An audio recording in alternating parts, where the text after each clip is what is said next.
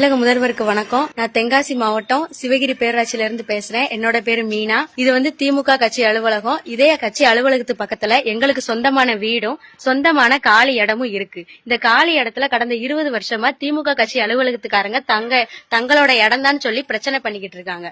இந்த பிரச்சனையினால நாங்க நீதிமன்றத்துல வழக்கு பதிவு பண்ணிருக்கோம். வழக்கு பதிவு பண்ணிருக்கையில இந்த 20 வருஷமா பிரச்சனை நடந்துட்டு இருக்கு. இந்த பிரச்சனை நடந்துட்டு இருக்கையில இவங்க கட்டட வேலையை ஸ்டார்ட் பண்ணிட்டாங்க.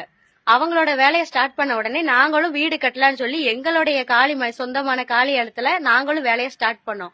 ஆனா அடியாட்களோட நைட்டோட நைட்டா மது போதையில சிவகிரி பொறுப்புல இருக்கக்கூடிய அனைத்து நிர்வாகிகளும் அனைத்து திமுக கட்சி நிர்வாகிகளும் சேர்ந்து நைட்டோட நைட்டா ரவுடித்தனமா மது போதையில அம்புட்டையும் இடிச்சு உடைச்சிட்டாங்க. நானும் டாக்டர் படிக்கணும்னு ஆசைப்பட்டேன். ஆனா இவங்க பண்ற ஒவ்வொன்றையும் என்னால படிக்க கூட முடியல.